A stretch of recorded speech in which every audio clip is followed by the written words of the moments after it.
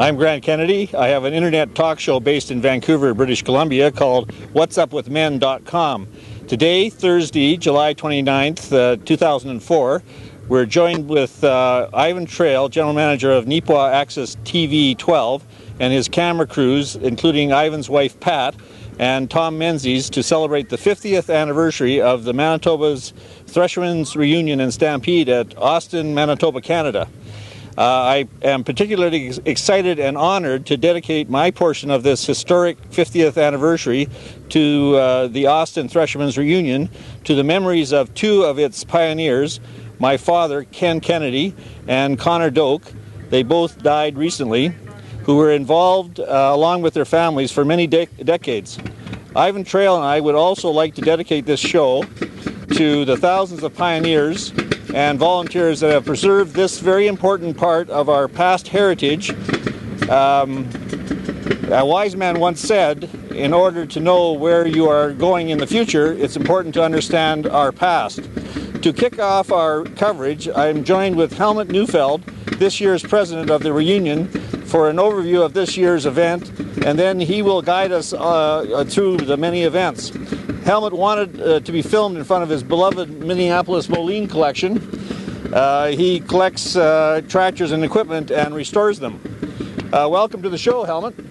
The only thing I noticed different this year is the weather gods are not totally cooperating. Correct me if I'm wrong, but isn't this event usually marked by scorching heat? You're absolutely right. Every year at this reunion we break records, and this year we're breaking records for cold weather. I've never seen the like of it. Usually we are in shorts and dying of heat, and this year we are serving hot chocolate and getting dressed warm. And it's quite appropriate that we have a steam engine or a tractor in the background. They've stopped. I guess they've seen us doing this interview.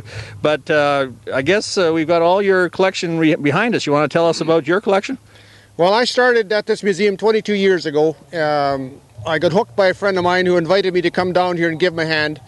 And he asked me if I would like to run a Minneapolis combine that had been sitting here for years. So I got it running and gave it a brand new paint job, and they started calling me the Minneapolis guy. So I figured, well, okay, if that's the case, I'll collect Minneapolis. So 22 years of work is what you see behind us. I have enjoyed meeting the people involved in this collection. It's not just the collection, it's the people that you meet along the road that make this hobby so worthwhile. And talking to the old folks and hearing the stories, it's just an absolutely fabulous hobby to get into, because it's a living history of what this country is made of. That's for sure, and it gives you an appreciation of when we look at the table full of food, what they went through and how it all the genesis of all the inventions, etc. Now, Ivan's been down here for a couple of days and he's done some great footage, and I've got the schedule here. Why don't you walk us through some of the points of interest here? I noticed there's one thing here that you're doing especially regarding this 50th anniversary.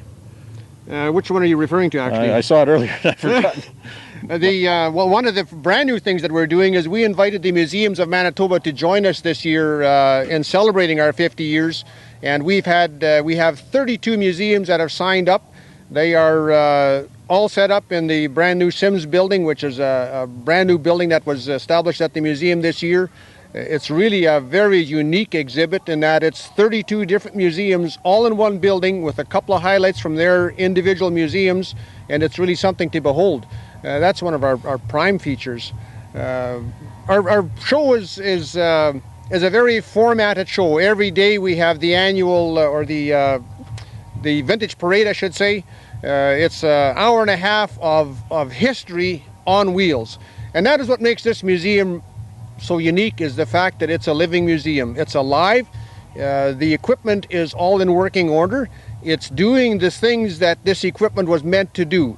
This equipment was never meant to sit in a stationary exhibit. It was meant to be exhibited doing what it does best, and that is farming. And when you see a steam engine, or you see a great big John Deere R tractor, or you see one of my Minneapolis Molines pulling a piece of equipment, that's what that equipment was made for. It wasn't made to sit in a cement building with a little sign. this is who I am and this is what I am. This equipment is it's alive and well, just like we are alive and well at this museum, and it's just a tremendous depiction of what our heritage is and what our volunteers at this museum are doing to keep this museum alive. We've got 50 years of history here, and I am so proud to be the president of this museum on its 50th anniversary, and being able to lead our volunteers and our membership into the next 50 years. And we are going to be here 50 years from now celebrating our 100th. I may not be here, but we will be here. Well, I guess it was no coincidence that the RCMP musical ride was here on the 50th anniversary.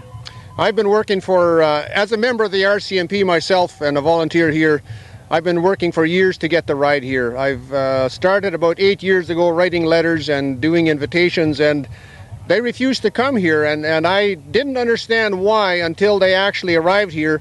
Now, these people thought that the Thresherman's reunion was a family called the Thresherman, and they thought that they were coming to a family reunion. And when we told them, no, this is the Thresherman's reunion, this is not a family, this is a museum, an agricultural museum, and our show is called the Thresherman's Reunion, and we have thousands of people that come here to see this show annually. When they came here, these folks were floored with the hospitality that us simple country folks offered them, and we got them involved in every aspect of this museum, and they had a ball. So much so that they are sending a recommendation to Ottawa that they come back here in a number of years and spend some more time with us. So we are ecstatic about that. Well, that's great.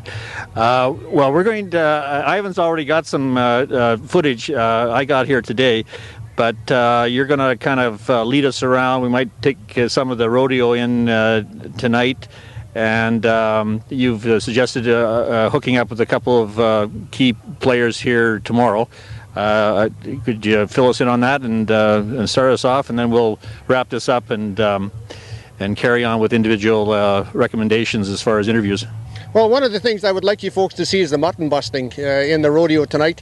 Mutton busting, for the folks that don't know what mutton busting is a bunch of little kids riding sheep, the ugliest, orneriest sheep you ever saw in your life.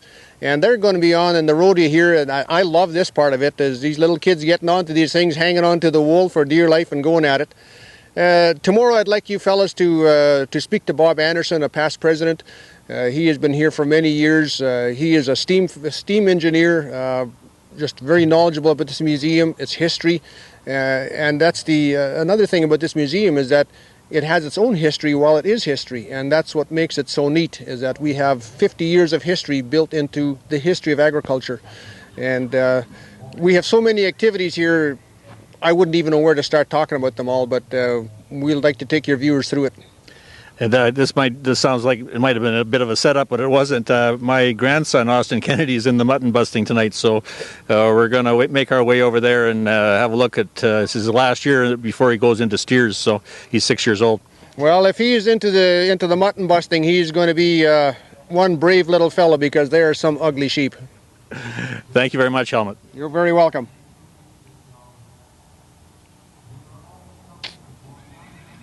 This is it? Dallas Foot. All right, Dallas. He's from Boys of Vain, too. Boys of Vain Cowboy, Dallas Foot.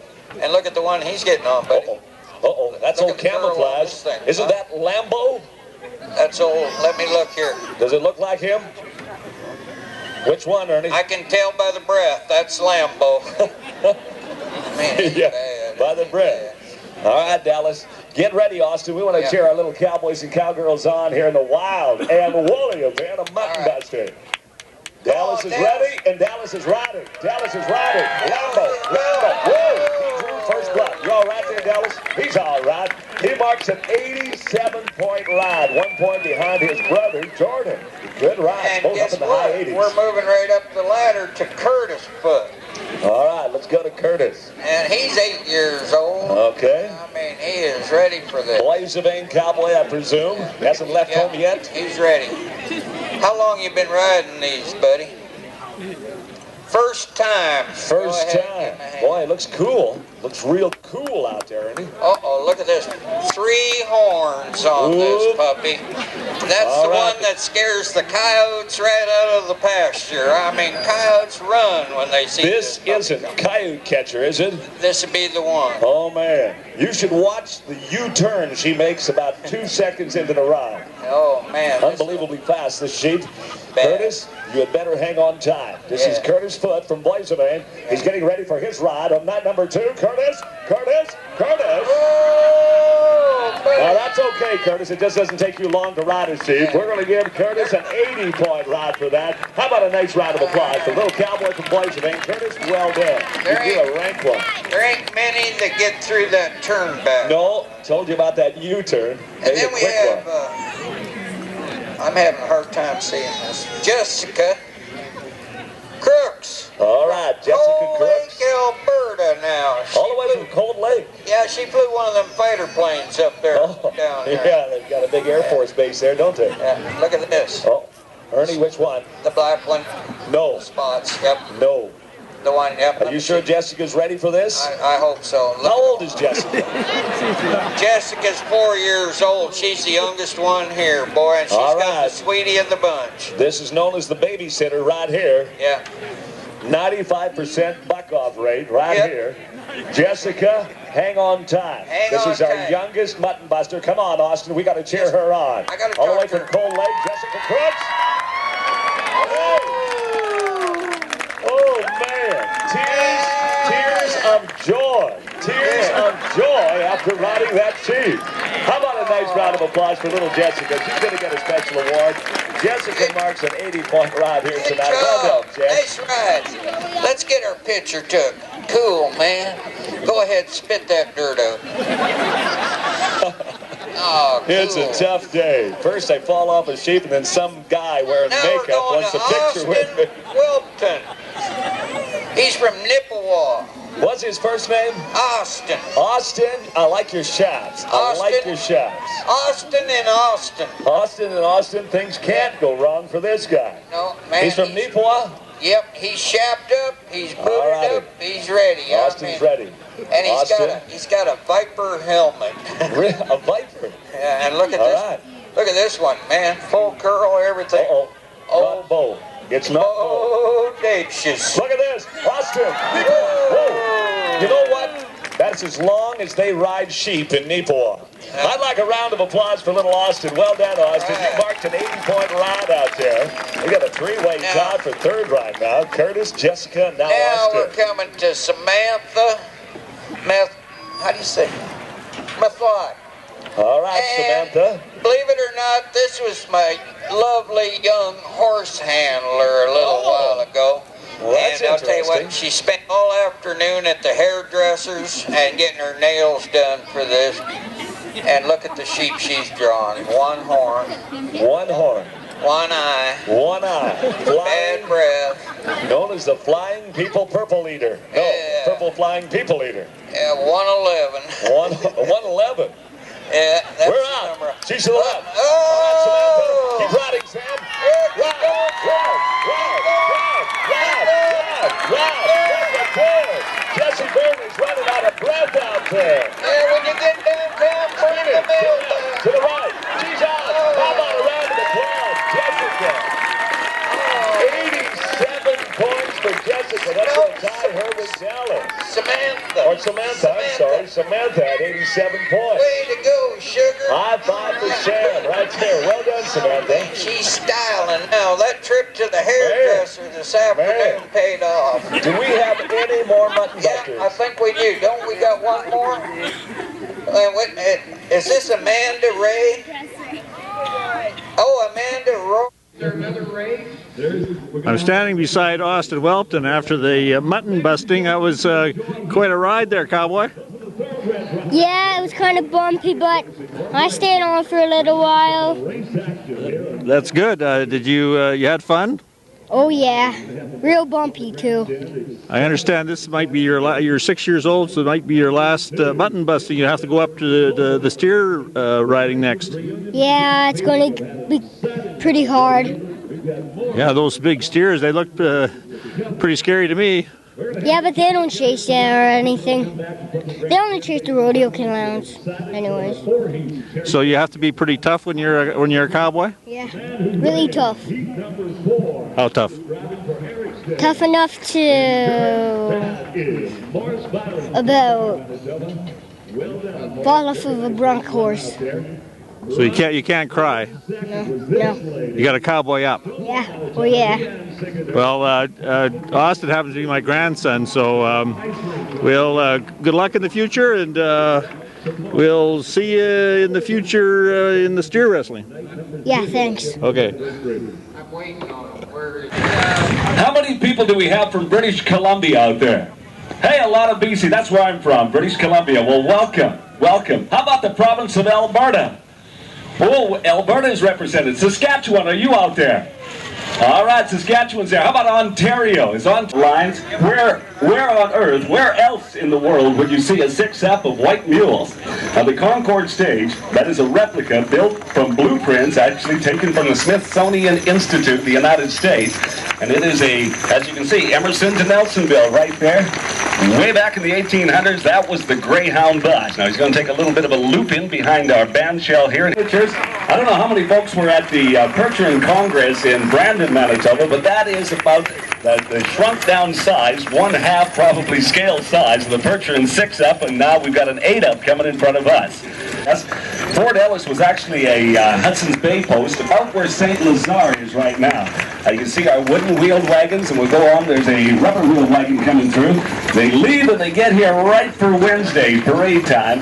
And that's how you came west, out to explore and be part of the pioneer spirit. How about a nice round of applause? The Fort Ellis Wagon Trail. There's a lot of history tied up in the Fort Ellis 1915 Ford coming to us. And this is a touring four-door Model T right there. And from Carmen, Manitoba, Alan Peters brings it through. It is followed by a 1917. This is also a Model T touring four-door. And we've got Rick Weave from Shiloh, Manitoba at the controls. Now that is original right there. I'm sure the paint original as well.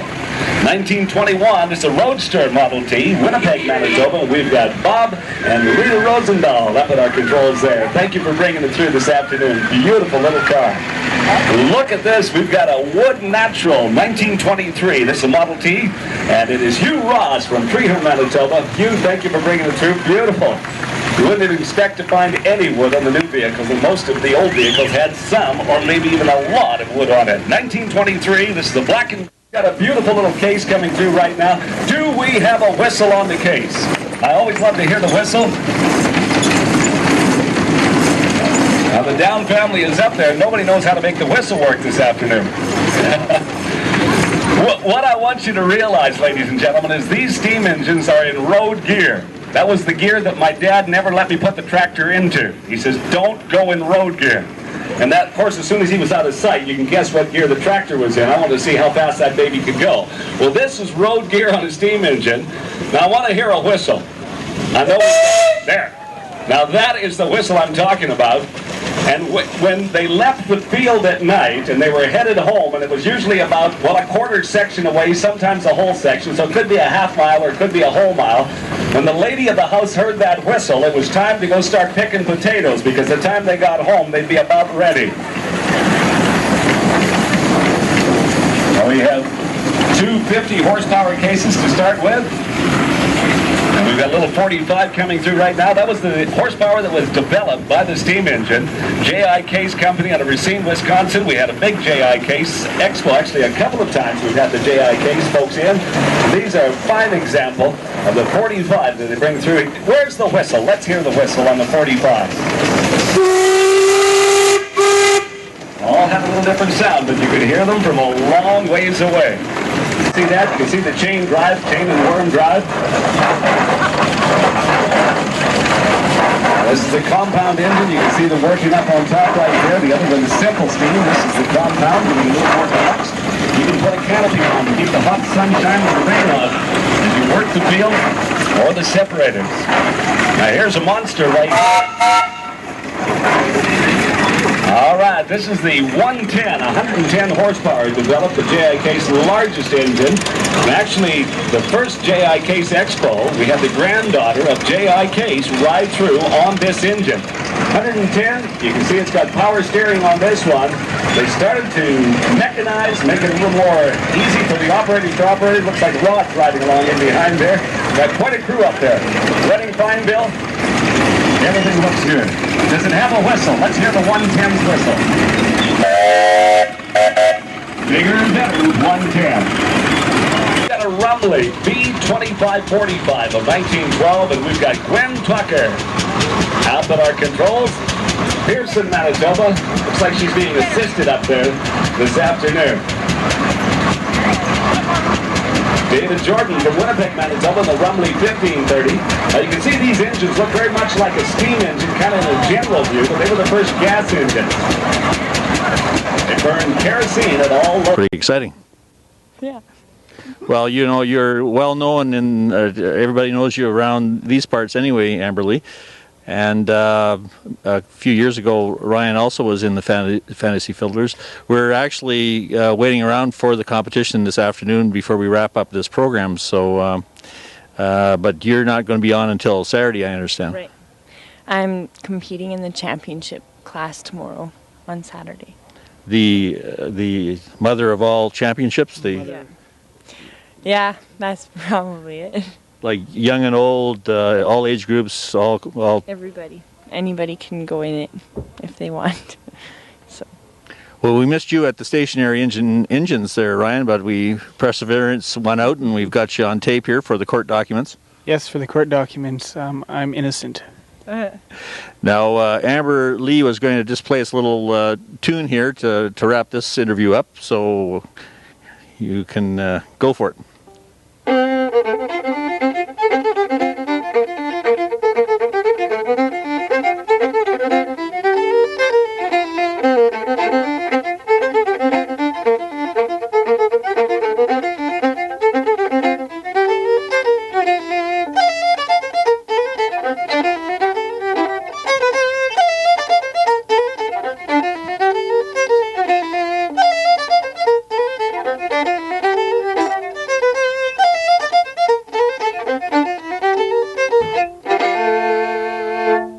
Well, that's pretty darn good for an impromptu blindside, and all the best in the future to you too, and especially to you, Amber Lee, regarding your new challenge. Thanks.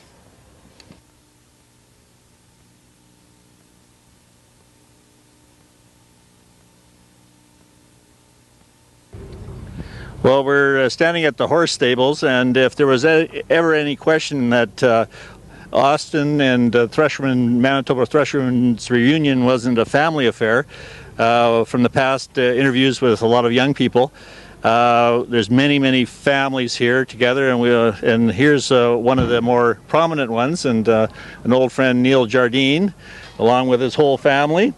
His wife Barb, and the bona fide queen here. I haven't met too many queens in my life. Anna, she's the queen of the 2004 Clydesdale group, and Jane, who's a little shy. That's my job to tease people, Jane, so you have to just bear that in mind. And a young up-and-comer, and he was just in the show driving team, Doug.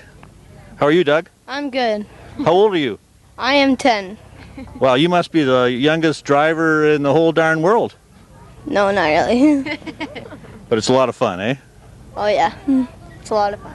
Now, Neil, you've been in Clydesdales for a long time. Why don't you tell us about your history? Well, we started in, my wife and I, about 20 years ago, and we started with a pair of crossbred geldings, and we had a bit of fun around the farm with them. So then we got into a breeding program and bought up a couple of what we felt were pretty good mares and built a herd out of that. And then we bred Clydesdales up until about 2 years ago, at which time the girls and Doug got old enough that we started to think we'd like to go driving a bit more. So we've sold the mares and the stallions since then, and most of the colts are gone, and we've started buying geldings. And so now we're doing the show circuit with showing a 4 geldings. And this is the creme de creme of the Clydesdale shows in Manitoba, or even larger? Yeah, this is probably for the Clydesdale breed. This would be it for Western Canada. This is what everybody works for. We've got horses come up from the States and from all over the prairie provinces, and quite often we'll have some come up from Ontario. We didn't this year, but normally we do. And you told me you're getting your share of ribbons. I'm sure you're being overly kind of shy about it, but I haven't checked the statistics out, but I'll take your word on it. Well, at this show, Grant, we get in the ribbons, we're happy because it's very deep water and most of the classes are 10, 12, 14 entries, and if you get 6th place and up, we're pretty happy. Now you've got a couple of queens here, a past Queen Jane, and what year was that when you were the queen? It was a long time ago. I think it was about 11 or so when I did it. Yeah. Oh really? That young? Yeah. They just sort of go down the girls of the members of the Clydesdale Club. So you're a past queen. Are you forgotten, or are you did that catapult you into prominence? I hope I'm not forgotten. I don't know. No. I understand you're maybe planning to become a vet. Yeah, that's the plan. Going to school this coming fall. Start out, see how we do. Well, you should know lots about animals anyway. Well, the horses, I got that part pretty much figured out. And Anna is the reigning queen? Yeah. Well, I am for now, for about one more day, and then it's over. Oh, no, you're queen for the year. Just come on in here a little bit. And you were telling me about your duties? All we really have to do is be in the pictures and hand out ribbons, so it's not a big deal. At this show, but then she becomes the representative for the Clyde Club for the rest of the year. So, Mom is, we were having trouble picking her up here, so this is Mom here, Barb. You were going to say something? well, the Clydesdale Queen is a public representative of, or does the representation for the entire club during the year. So she reigns until this time next year when she passes her crown on to the next princess, who is Brandy Wallace this year. So she will go to different functions and ride on wagons with other Clydesdale breeders and promote the breed whenever she gets an opportunity. Well, I can't think of a more a better representation of your club, and wish you all the best in the future. I think you're younger than your sister there. I'm 16. Oh, so you're still in high school? Yeah. One more year, and then I'm finished. And what's your plans? I'm hoping to go to Brandon School of Music and become a band teacher. So. Oh, that'd be great. Our studio in Vancouver is a actual recording studio, so we'll cut a CD for you if you write some music. Okay, that'd be great. Now, Neil, you got any closing thoughts here? It was cold. Your daughter was saying she was handing out ribbons yesterday, and it was cold. I wore shorts because it's always sweltering heat here in Austin, but. I guess my closing thought would be that this year was our first auction sale. We held it Tuesday before the show. So I'd like to invite all of your listeners to come down and buy a horse next year, because I'm sure there'll be another sale. Okay, that's great. That's and young fella, keep up the good work. Thank you. Here at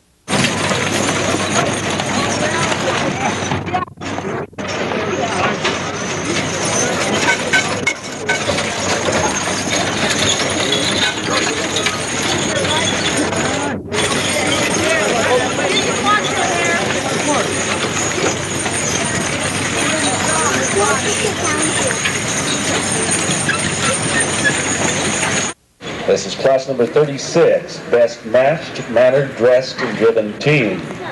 This is the largest class of its kind ever at a Manitoba Clydesdale Classic. Best Matched, Mannered, Dressed, and Driven Team.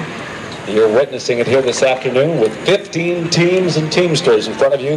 How about a nice round of applause for our exhibitors of the Manitoba Clydesdale Classic?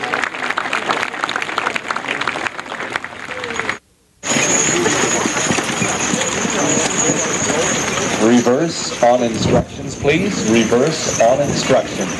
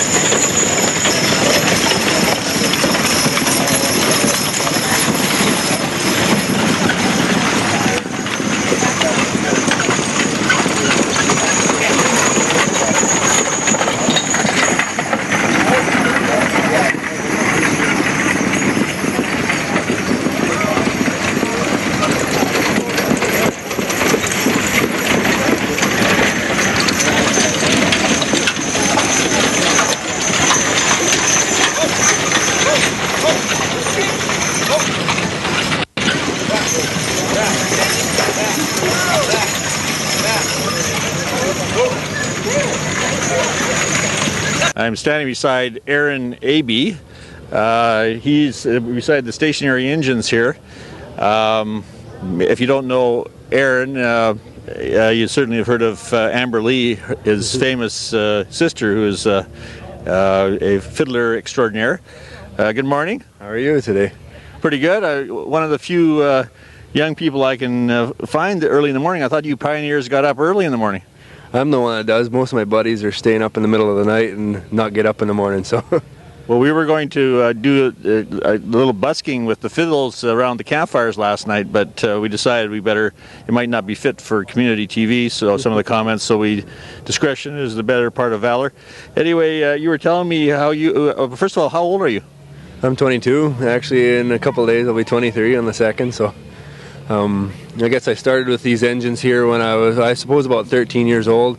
And I actually have my little brother, he's 14 now, he plays with these with me, and we've been working on them ever since. And actually, Doug Pigg, one of the volunteers that's been around here forever, and real good friend of ours from Brandon, he's the one that started me into these engines and actually restored this one right here of my grandpa's. And that's how I basically got started into the engines, is with this engine and helping Doug fire that up when I was younger. And ever since then, it kind of gets into your blood, and I've been playing with them ever since. So. And you ever since is how long? Well, 8 years. So I don't know. I've been actually going to school down the States there and working in machine shops. So I've had a lot of tools to be able to work on these, and I don't know, maybe have about 60 or 70 engines at home that I've been working on, bits and pieces and parts and odds and ends. So it's once you get working on one, you can't quit, and it gets into your blood, and away you go again. So. Well, for the city slickers that aren't exposed to this kind of history, agricultural history, what is the history of these engines? How did it all begin? And is this what they used on the farms way back when? Well, this engine, for example, it was built in 1910, and it's a 8-horse International Titan. It was actually at my grandpa's, and they used it on a wood saw there to cut wood in the farm, and they used it as well on a crusher. So I've had the trucks were off a 25-horse engine that Grandpa had as well, and basically to make the chores around the farm a lot easier and help them out on their daily tasks to make things less labor work. And that's basically the start of the gasoline engine, is to help reduce their workload.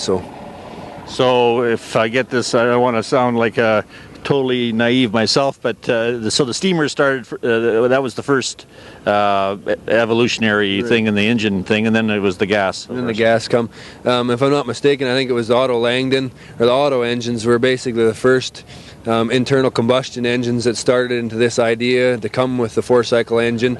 And then each different company to their own. I have a book, a Wendell book, that has I don't know how many 100 different companies that started to build engines, whether it was maybe 10 engines to how many thousand engines. The bigger companies like Fairbanks or International Harvester that really kept on with them into the 50s. So, and some of them still today.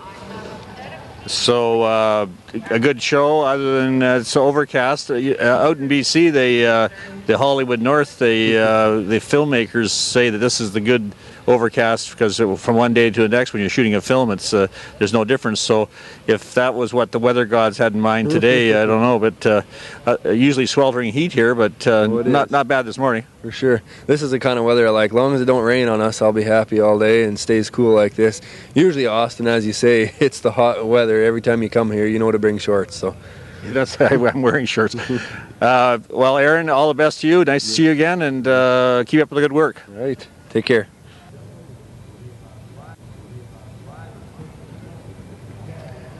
Well, I'm standing beside our cameraman extraordinaire for my talk show, and also he's the main person for, along with Pat Trail, for NEPA Access TV 12. Tom, you've been down here for 2 or 3 days? Yeah, a couple days. So if there was any question in that the youth is taking over the media, here's another example. How old are you, Tom? I'm 17. And you've been down here 2 or 3 years, being involved through family, etc. What's your impression today? Just as the Clydesdales go by, his interest last year was Clydesdales, so there they go by. I don't know. I enjoy a lot of the stuff down here, and I like the Clydes, and I like it all. The atmosphere, the people, it's a good time. Yeah, it is a good time. It's so multi-faceted. We even bought a patch of land. We'll explain that later when we figure out how to present it politically correct here. But there's a cow going to mark off whoever's picked the piece of land that we've bought. Is that seeing as I paid for your land? We're going to split the prize, or what's the deal? We'll get you on camera here for the court documents. You can have, a percentage. I'm just kidding. So we're just kind of here catching people waking up. I thought pioneers got up early, but some of these pioneers kind of stayed around the campfires too long. So we're just catching people and actually probably aggravating a few of them. But we're going to head over to a couple of the events. Well, we're actually waiting around for the fiddling contest, and then we're going to probably wrap this show up. Might work our way over to the Clydesdales. We just have to make sure we're not too obtrusive in our when people are busy in their actual events. We're trying to find one of the oldest pioneers too, and we've got a couple ideas for that too. Any thoughts here, Tom? This early, not really. Okay, well, he's also getting his brain in gear here. Yeah. So we'll talk to you later.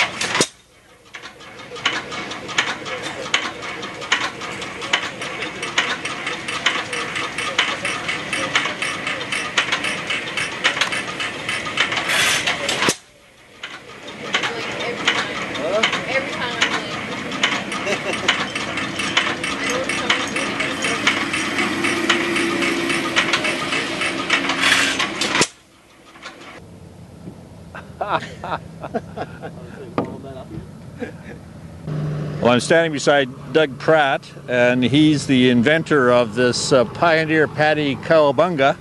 How are you, Doug? Not too badly, thank you. We just actually, our cameraman, Tom Menzies, and I just bought a plot. We're hoping to win some land here. Why don't you tell us about this? Well, I read about it in a survey magazine from the States, and so I just adopted it. And it's not a new thing. In talking to other people, it's been referred to as cow pie bingo, and it's been done with goats, and a smaller compound done with chickens. So it's not new, it's not my invention, but it's first time here at the museum for it. And what is it all about? Just an attempt to fundraiser, a little extra cash for the museum. And what it is 5-foot square plots of land, and for $2 you can buy a 5-foot plot. And I've set up a grid 50 feet square. Once the grid's sold out, I bring a cow in and wait till the cow goes to the bathroom, and wherever she goes to the bathroom, you're the big winner. I think we got this film earlier. Here's Helmut, the president, walking by. At least he's up and around. You've got a couple of little questions here. We caught that earlier, but you want to explain that? Sure. Just this is a signboard, just as a promo, I guess. A few things on it, all cow related. We have a poem. We have a riddle. What do you call a cow with no legs? And for people who are stumped about that, there's the answer underneath this cow patty. And a trivia question. Same thing. Answer underneath the patty. Just something to stir a bit of interest. Nothing wrong with some good clean humor. Anyway, Doug, nice to meet you, and all the best, and we'll be looking forward to getting our plot of land. Okay, thank you. Beside Bob Anderson, the fiddle contest at Austin, Manitoba, and I'm standing beside Brian Granger. He's representing the Granger half today. Hi, Brian. Oh, hi, and welcome to the fiddle contest. Now this is, I know there's many fiddle contests in Manitoba, but where does this rank? Well, this is one of the top contests of the province. It's been going for one of the longest, and it's got, you know, a high level of prize money, so it attracts the best fiddlers. Now we've, as I told you off camera, we've interviewed Amber Lee, AB, and Aaron, and Travis and Ryan Kennedy, and they all were part of your fantasy fiddler group, the famous Fantasy Fiddlers. That's true, yes. They either were past or present members, and the group is still going, and it's probably been going over 10 years now, and they put on a very professional show now. Yeah, well, Amber Lee, I think she's applied to, was asked to audition in another group, a professional group in Canada. That's true. Amberley and Evan Satulski both have been asked to go and, I guess you would say, audition for Barrage, who is a professional touring musical group from Calgary. Now, your daughter also, she's in Alberta now, you say, Allison, but she's also a fantasy fiddler. She was one of the first leaders, and got the whole gang going with her mother Dorothy, and things started for the Fantasy Fiddlers, and then when Allison was 16, she got asked to go and play for Barrage in Alberta, and she took off from home, and away she went, and hasn't been living with us since. She's just been traveling around the world playing music with them, and finally retired and is teaching music in Calgary now. Oh, really? So she was with Barrage all that time? She was with them for 6.5 years, yeah. Traveled all over the world with them. Fantastic experience for a young person. It sure is. She just matured so much from it, and we're glad to see Mitchell Grob, another one of our members, with them Barrage now, and now we've had 2 more asked to go out, so I guess we're kind of like a farm team for Barrage. That's a good way to put it. Now, was it your kids that got you involved in fiddling, or just a love of fiddling, or are you a fiddler? I learned to play the violin when I was a young person, and then I never touched it for 20 years. But then along came our daughter Allison, and she was very musical and started playing the violin. So then I dug it out and started practicing again, and so now I'm a fiddler again. Now, can I say that fiddling has made a comeback, or has it always been as popular as it is now? No, fiddling has made a comeback, and the very best fiddlers in the province right now are teenagers, which is a very remarkable thing. Years ago, you know, the best fiddlers were older, but now they're teenagers for sure. Well, it's just like the media. It's the young, beautiful people that are the most popular, it seems. And you know, when you're older, you feel like a dinosaur. But as we did interviews at this reunion, lots of young people involved in the steamers and all in the rodeo, in the horse Clydesdales and the stationary engines and the whole bit. So there's a good crop that's going to carry on this heritage, I think. That's for sure, and it's so rewarding to see, you know, because now we know our heritage is going to be sustained and preserved, and whether it be with the steamers or with fiddle music, which was part of our heritage. So it's in good hands, and we have some wonderful young fiddlers coming along. Now, I understand that Amber Lee is in it next tomorrow. She was telling me it's being broken into 2 parts, and it's just starting right now and behind us here. What's going on today and tomorrow? Well, the contest is in 2 halves, and today you'll see the young kids play, like the 12 and unders, the 18 and unders, and then the seniors will play in twin fiddles. That'll happen today. Tomorrow you'll see the Golden Agers play, and you'll see the championship, which is the ultimate of fiddling in Manitoba. You'll hear wonderful sounds tomorrow.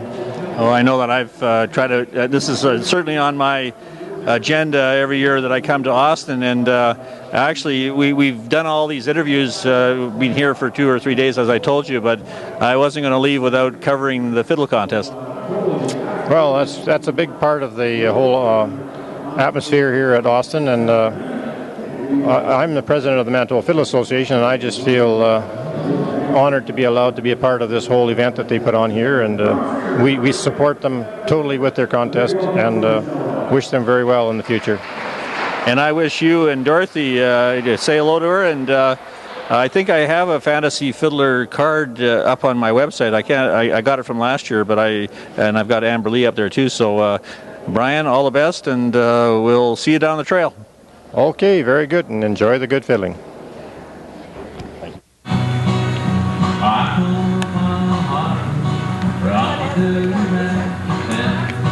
And I'll go inside while Bobby with those wings single yesterday. Old Bobby close to mine. Free is just another word.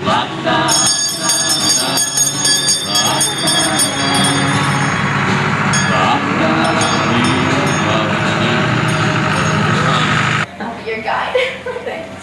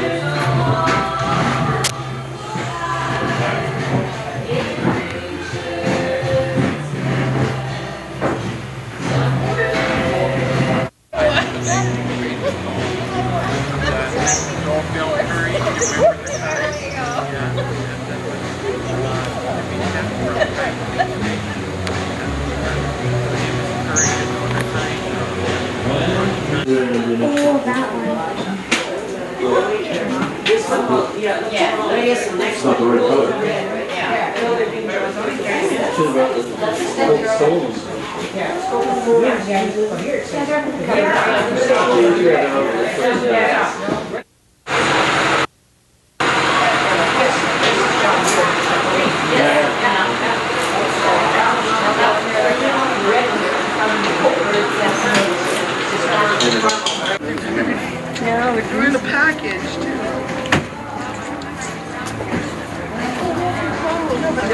Just come on. Sorry, that's right. Because he came from St. River and we come from Glenbury. Oh, okay. And he's actually related, his wife is related to me. Oh, okay. Just in the front. So when the mission had last grade, this was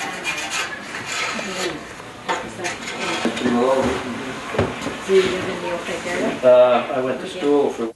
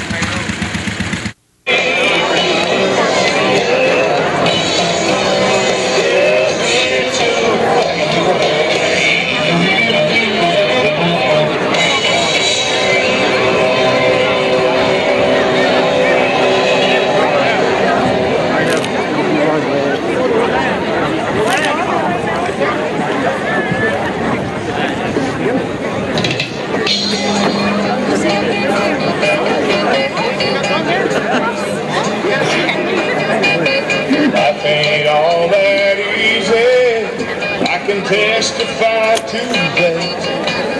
It's been up and down and round and round, get to where I'm at. See how I'm living in this old car ride drive. Well, you'd probably wonder and even more.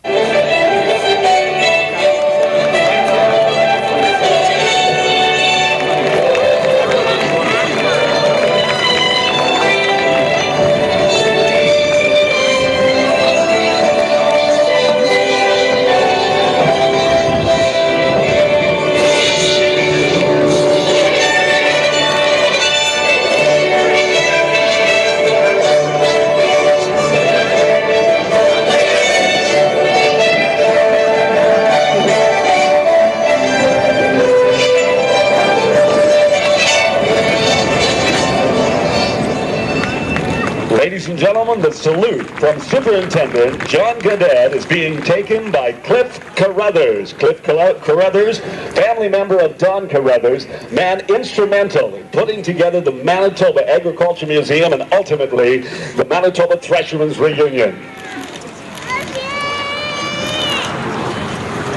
Good evening. Good evening to everyone. Thank you very much for inviting us here. We've had a wonderful time so far. We've met many people last night through the day today, and we certainly have enjoyed ourselves.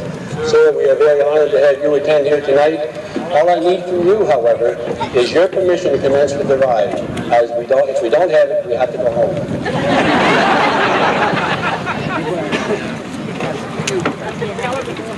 I got your permission. Thank you, sir.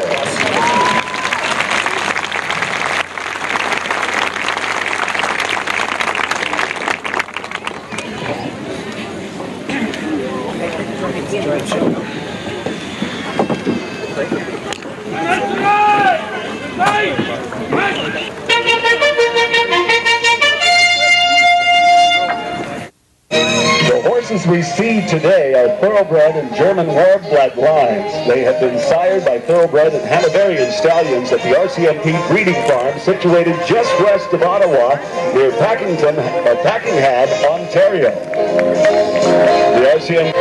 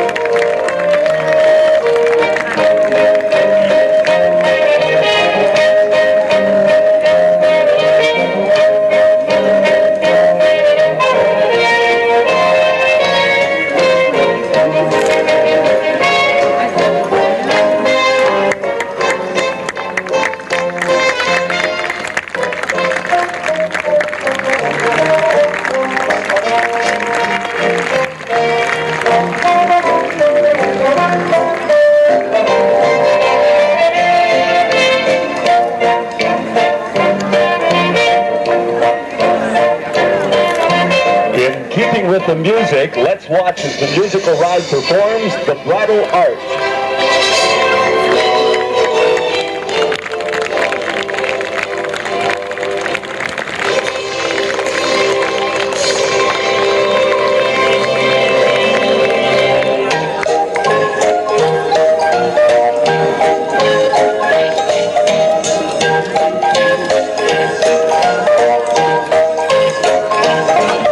To show their playful nature, the horses of the musical ride show us their version of a game called X's and O's.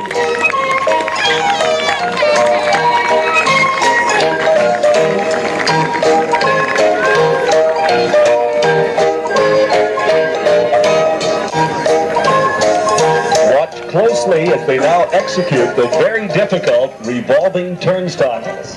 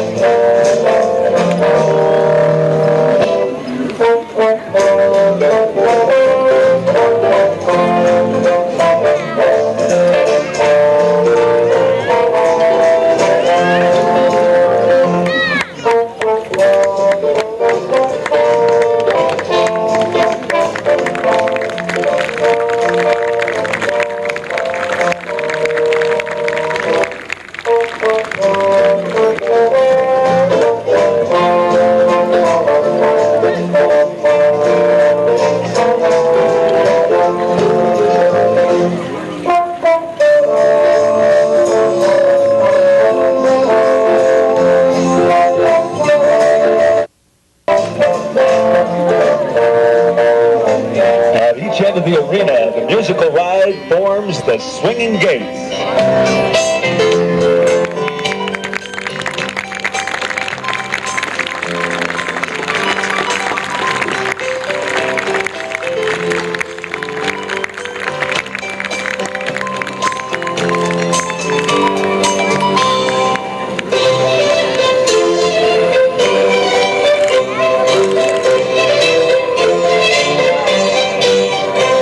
The wings of the gates now move to the center of the arena to form the star.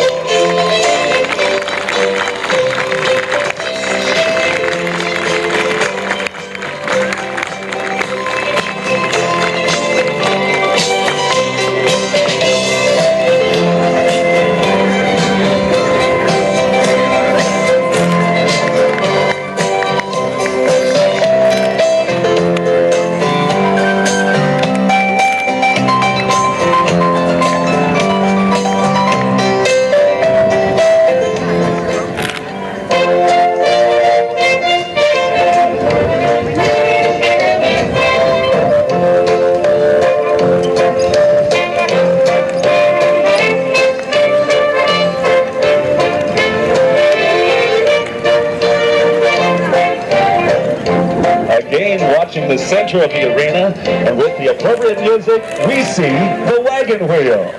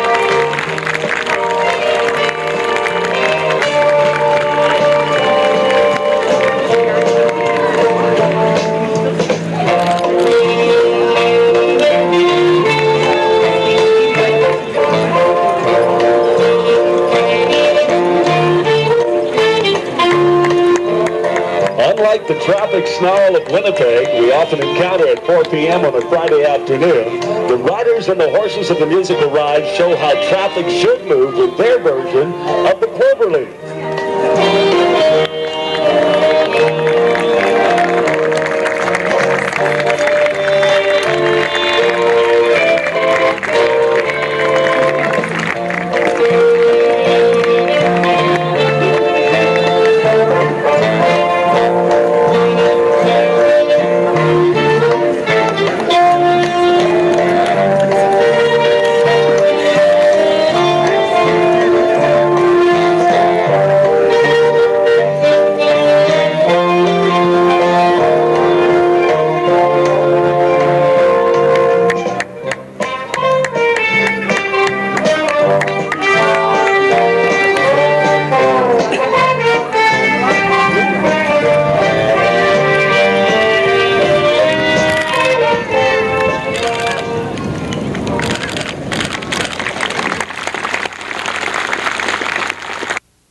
Each year, the RCMP musical ride helps raise for many, many communities, up to as many as 40 each year. They raise hundreds of thousands of dollars for charities and non-profit organizations. The musical ride would like to thank the volunteers and organizations for their support in bringing the ride to this community. The Royal Canadian Mounted Police is pleased to work in partnership with Canadian Tourism Commission in promoting the musical ride in Canada and around the world.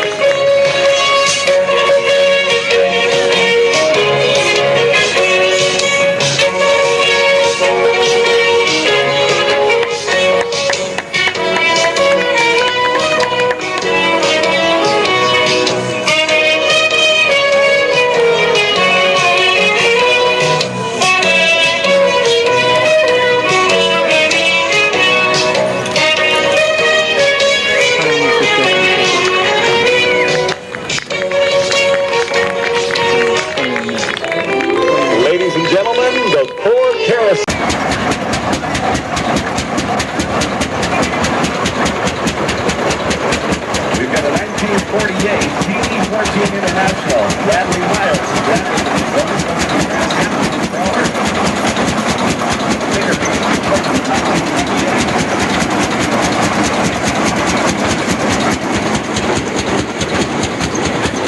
Now that community ties supporters for Elliott Zip, Manitoba Community Service Council. LCC its own separate engine. There's no PTO coming from the tractor to the combine. Own separate engine for its own power, and they've got it done beautifully there this afternoon. Nathan Sims, one of the Sims family from Trigger Manitoba, along with Ted Schweitzer and grandson, Jason Schweitzer. We go to 1925 roughly 25-45. Type R pole type Nicholson Shepherd Combine. We've got Curtis Sims of McGregor Manitoba. That was his son Elliot. That's his son that was just on the previous piece of equipment.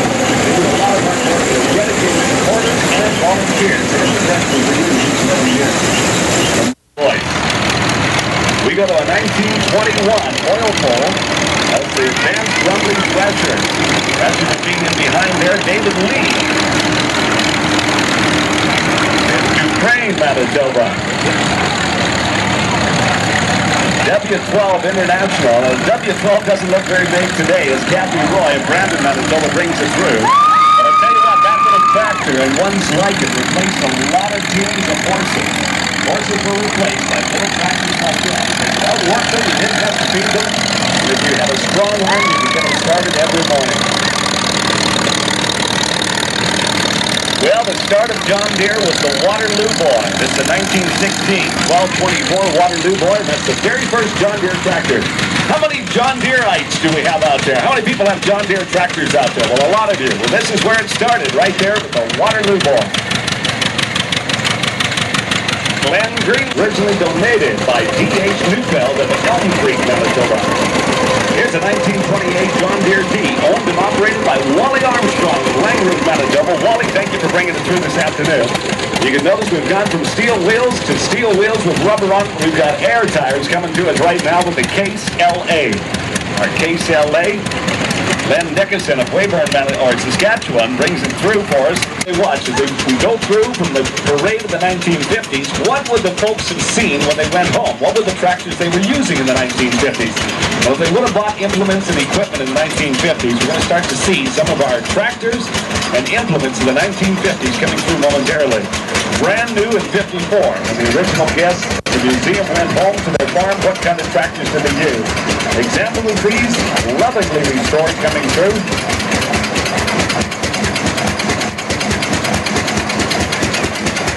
Road gear. Thank you, Art. Thank you, Glenn. Well, this is Friday morning. Is I guess the third day of the Austin reunion, or Manitoba Thresherman's reunion, the 50th anniversary. And we were talking yesterday to the president, Helmut Neufeld, about the new generation upcoming, and we've got a young steamer here by the name of Blake Kennedy. He, as a matter of fact, he's 13 today. It's his birthday on this Friday morning. Hi, Blake. Hi. And his brother, Travis. Good morning. And Peter from Springstein. That's Bruce. Oh, Bruce, I got the mixed up. I'm sorry. Yeah. How you doing? Morning. And you want to tell us a little bit about what's happening this morning? We're standing in front of a steamer, and you're going to do some wood cutting. Are you, Travis? That's what I've been told. About 10 o'clock. Yeah, that's what's going on. Well, would you like to walk us through a little bit? Don't make this a tough interview. I don't intend to do the talking. You're the expert. How long have you been down here working away? Your brother's been here for 22 years. Well, I've been down here. I'm 22, so I've been here since I was a year old. So I've been coming down every year since for 21 years now. And apart from the weather, this last couple of days is usually sweltering heat. A great success. There was a very successful RCMP musical ride, and now today, what's on the agenda?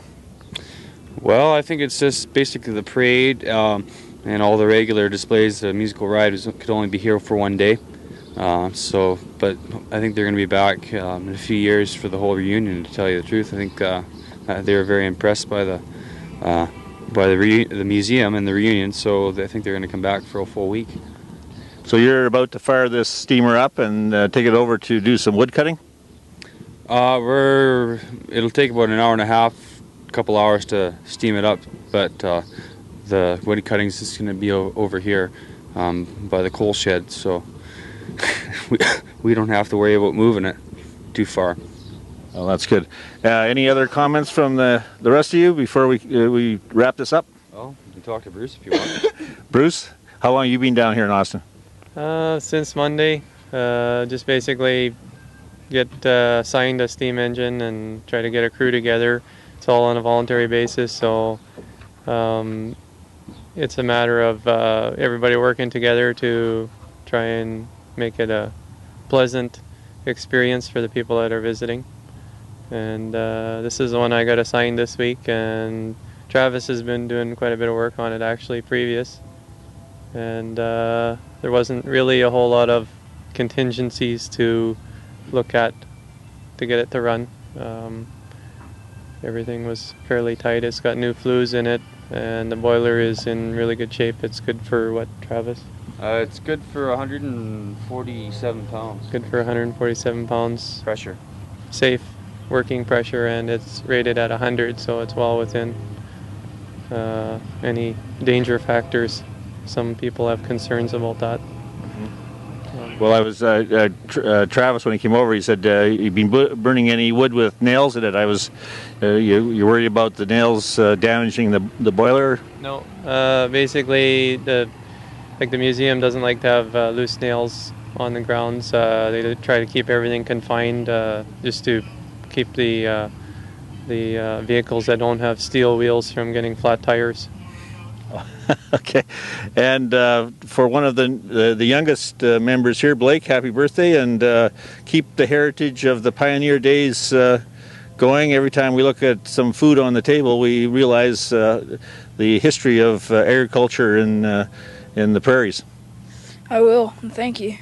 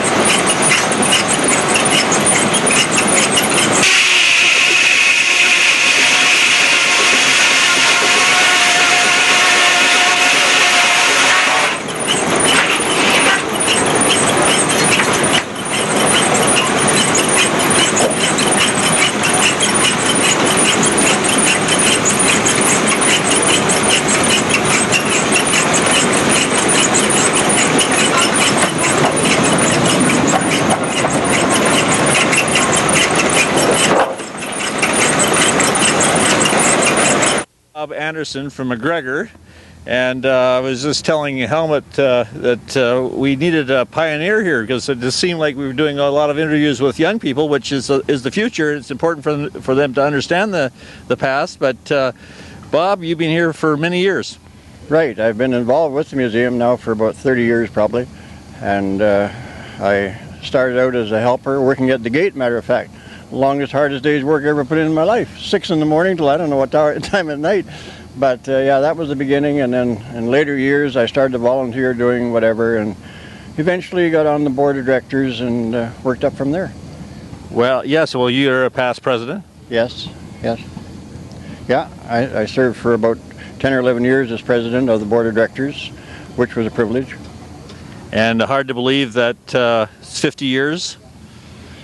The museum itself, 50 years since they had the first thrashing bit of a bee, I guess you'd call it, over at Donnie Crothers Farm, a mile east of the present site.